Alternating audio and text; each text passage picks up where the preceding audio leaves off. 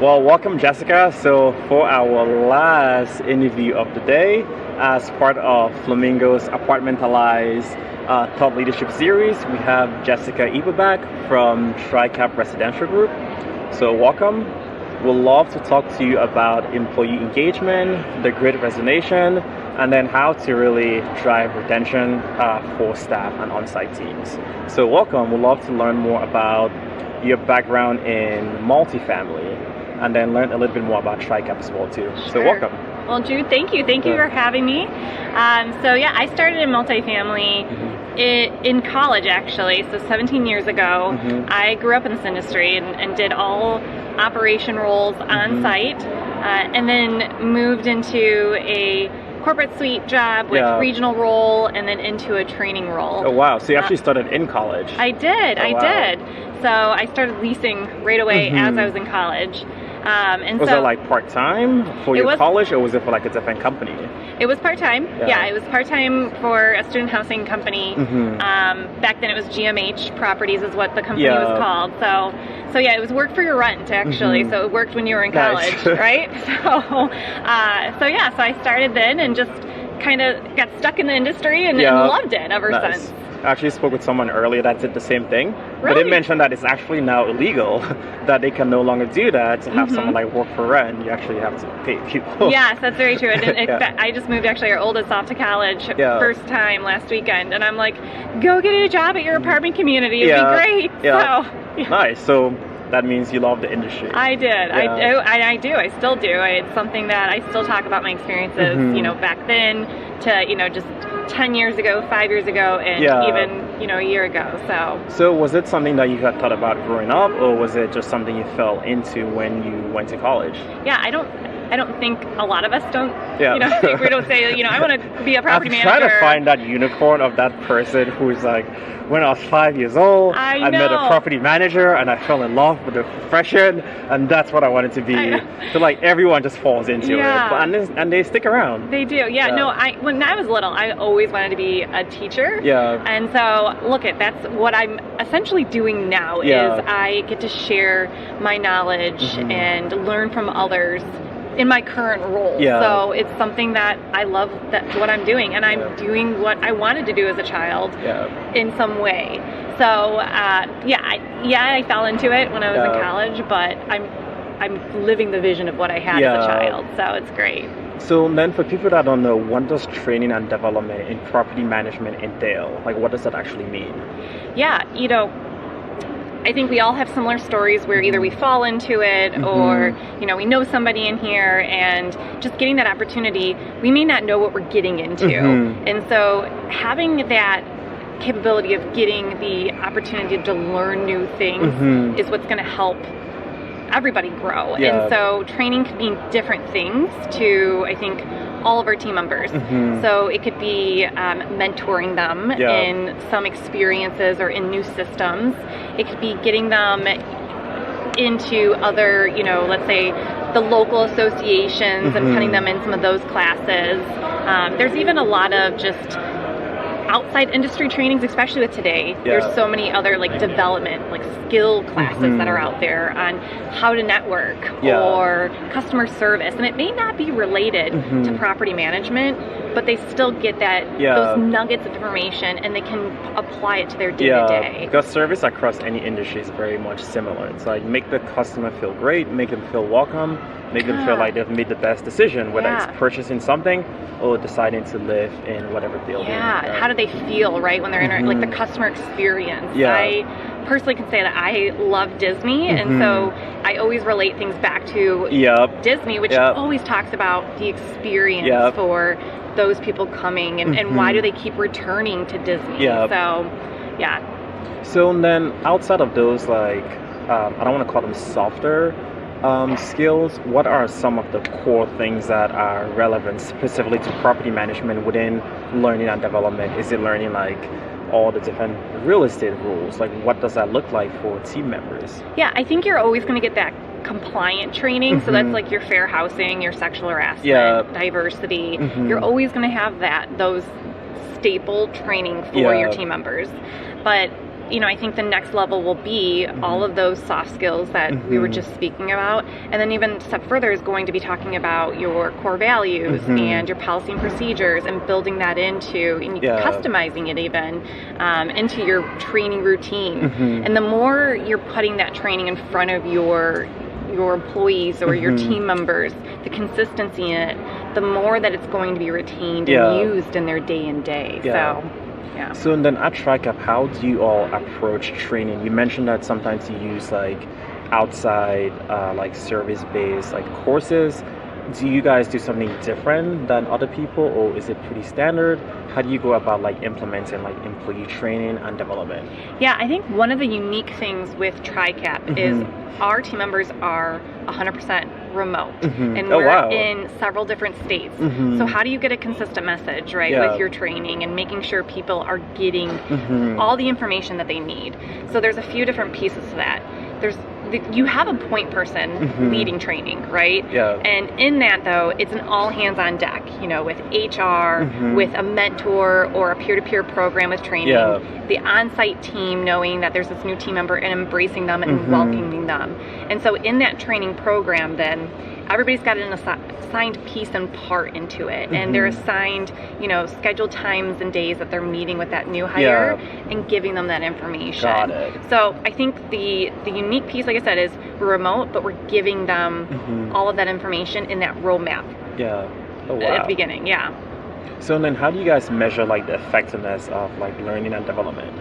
Yeah, so in our LMS that we use, we are able to quiz our team members, or they take these quizzes, and so we have a certain score that we want to see that they're passing on, and then of course we can track in our LMS if they're compliant, meaning how, are they up to date on their courses? And sometimes we're not, we fall behind, we get busy, but it's a matter of staying on top of that, and so we'll come in and we'll check it on a monthly basis and send out those reminders. Even though they get the automatic reminders already from LMS, we'll come in and remind them as well. So that way, hey, take that time, schedule an hour later this afternoon and just please, go check this out. And then we also do like Tuesday tip type of things. And these are very microbursts. I think that's the key when it comes to training. We lose that sense of focus because there's so many other things coming at us that it's all about giving them those quick pieces of nuggets of information. So 5 minutes, 10 minutes of whatever takeaway. So we created a YouTube channel where it's our Tuesday tips, and so every Tuesday we'll roll out a new Tuesday tip and we'll send out the link. But now any new hire coming in, they can go to that YouTube channel and they'll have a whole library of just quick microbursts, quick takeaways on how to do something in Teams or how to do it in Outlook, and it just makes it really easy. I love that. And that's something that could easily translate into the same thing for residents. Like, hey, here are some quick maintenance tips on how to fix common issues as well too. Absolutely. That's exactly how to do, plunging a toilet, those basics. It's a quick takeaway. So love to learn a little bit more about like Tricap, like what makes you guys awesome. Yeah, so I would definitely have to say it's our company culture. So like I mentioned, we're all in different areas and we're remote. And how do you get company culture when you're not together? So we still do like quarterly offsites with each other in person, and we do those team building experiences. But we live and breathe in Teams, so we're on camera. We also do, or we practice an EOS system. And with what's EOS? Yeah, so with EOS, that's a great question. So with EOS, it's the way that we form our meetings and topics of conversation. And so it's a whole template of, we start our meetings with a segue. So we talk about a personal and a professional, win of the week. And so we can stay connected personally and professionally. And then we move into our next topic, which will be like our scorecard, where measure our metrics that we have in that meeting that we're talking about. And then we go into IDS, which is like issues that we want to solve in today's meeting.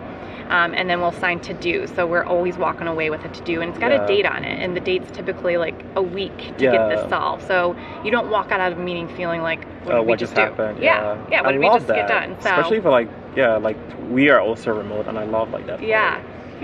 So and then it sounds like the pandemic really didn't impact your team coordination, or how did the pandemic impact you guys since you were already virtual? So so we we had this vision of going virtual, 100% remote. Oh, so were you guys like in person pre-pandemic? We then? were. Right. Prior to the pandemic, we were, and we had this vision. We talked about it.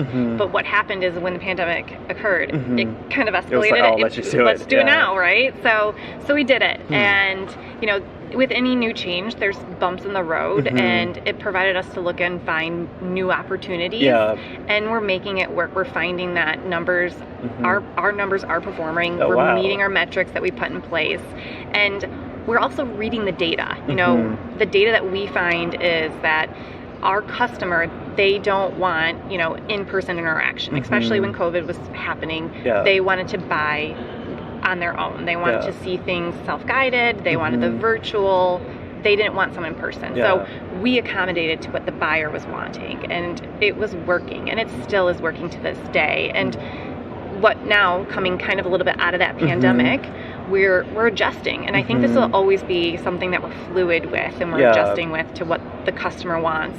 Just like on our employee experience, what our employees want, we're going to be listening to that. And so we've adjusted slightly, in meaning we're still remote, we're still allowing those self-guided, and now we're kind of dipping our toes back in, and we're creating those hybrid schedules to allow from some on-site person-to-person interaction as well. So when you said you guys are remote, so that included the site teams. I didn't quite appreciate that. I was assuming it's more like the corporate team. Yeah. So your site teams are actually remote as well. Yeah. So the only exception of non-remote is our maintenance team members. They have been our front line and the heart and soul of our company with going through all of this, because they're still doing the turnovers and the work orders, and they're still handling that. What we did though was shifted and made hybrid schedules, and also did kind of staggered shifts, so that we weren't having everyone on top of each other at the same time when it came to our service team members. So then how are you guys able to do that from the site team perspective? Like, how are you able to offer the same level of service to residents if they can come downstairs and talk to the property manager?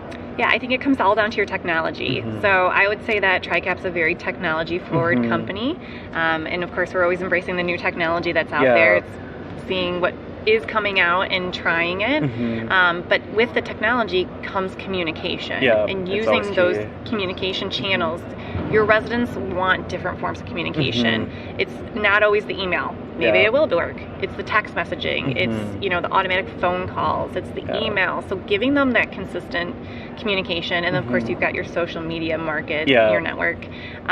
So all of those is what's helped us stay in touch with our residents, and they know too. They've got different avenues of communication with us, and we have to be responsive. And if we're not responsive, that's then to your question. That's when it becomes an issue of delivering to our resident, because really when they're not getting answers from us, that's when they want to go down to the office and talk to somebody. But if we can be responsive and quick to them, there's no need for them to come down to us. We'll handle everything they need at the convenience of their fingertips. So just had a previous guest, and we spoke about the future being that it's more of a hybrid model, even for the site teams, because frankly, before this, I hadn't heard of anyone that has a fully virtual model for site teams. So looking at that flexibility, has this impacted retention for you all compared to the greater industry? Yeah, so our retention is extremely high when it comes to our team. Our office team, so that's essentially our sales managers and our engagement managers. Those are the ones that are handling the prospects, getting those leases, and then engagement handles our move-ins and our resident experience. That is doing really, really well. Service or maintenance, I think we all struggle with finding our team members there, and so we've done good on our service side. It's been when we are acquiring new properties and trying to get those service team members to come on. So that's where we found challenges in finding people.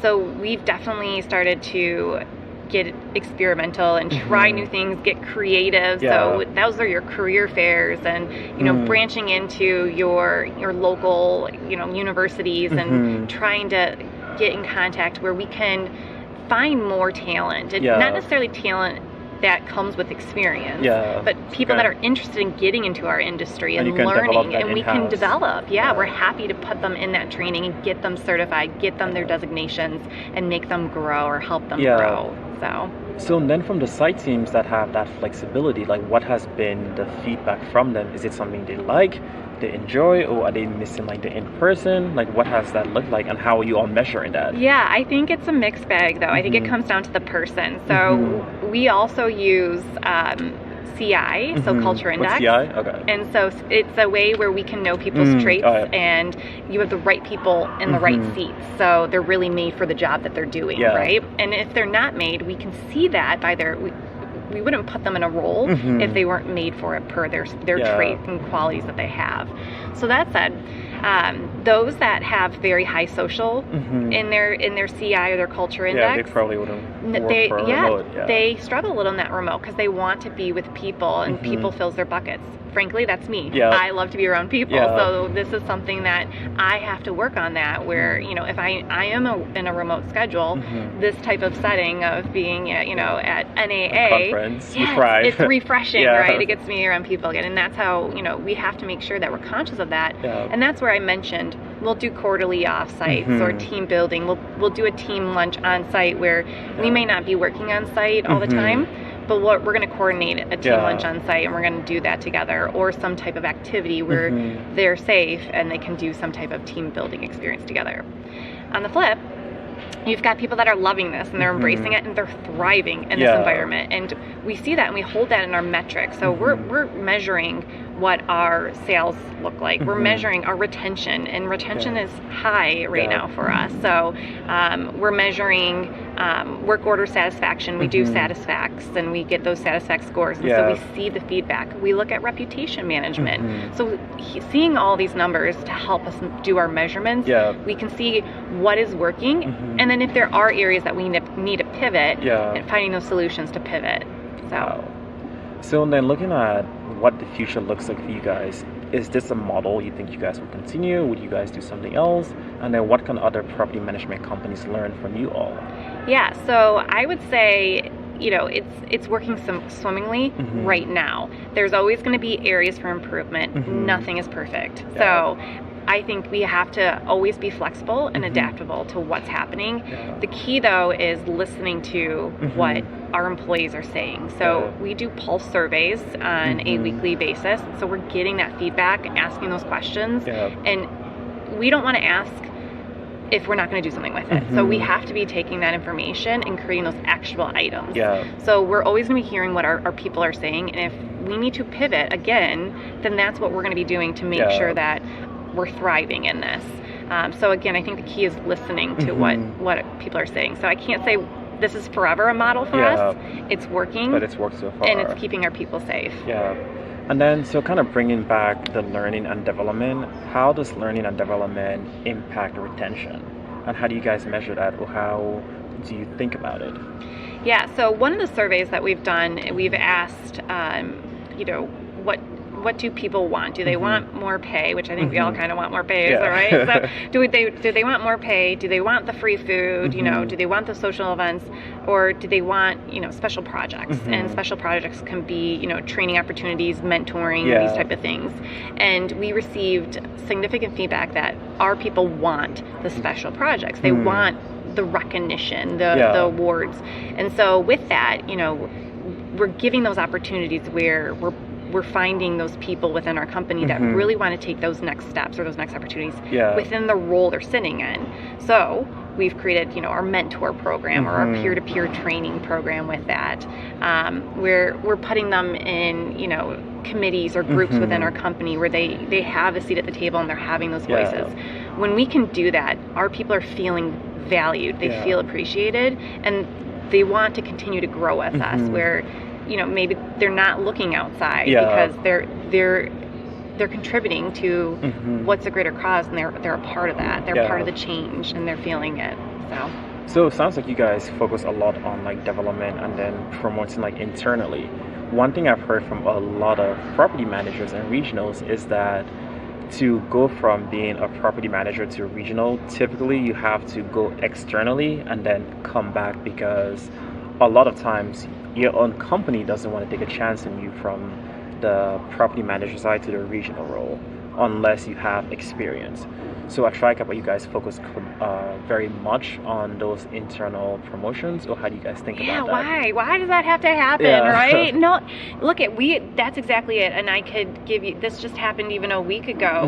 We had what was a sales manager, so they were on the sales side, and she raised her hand, and she's been asking for those special things. And we know with her CI, she's got a visionary trait, and so that puts her in a leadership quality. And so she's been coming to us and knocking on the door of these extra opportunities. And so we've been talking about our accountability chart, the restructuring the way that and so we talked about, will we always be this way? Who knows what we'll be, but we're growing, and so in our growth, that means we have opportunities for positions. And so it's like a regional role that we've now created. It's we call it an assistant director role. And in that assistant director role, she was the one that we looked at, and we were like, she's ready for this. Why? She knows our company. She knows our core values. She knows our core processes. She knows our team, and she knows our systems. So she's the best fit. Why would we look outside when we've got that potential right here? We're going to set her up for success, and we're going to career path it. We're going to put these things in front of her. So different classes, different other opportunities, whether it's, again, training or putting her in, we brought her here. This is her first time at NAA, actually. So this is a great opportunity for her to take that next step, meet new people, learn new things. And so this is another great way for her to grow into that role. So yes, we're very much fostering within, so people can take those opportunities within our company. That's awesome.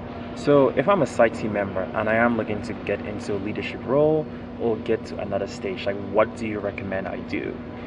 Yeah, so no one's raising my hand. No one's a mind reader. No one is, right? And I'll say this to my kids, I don't know what's going on. You got to tell me what's going on. So it's the same thing with our team members, and I tell that to them consistently in our town halls and our state of the company. If there's something that you need or you want to do, let us know.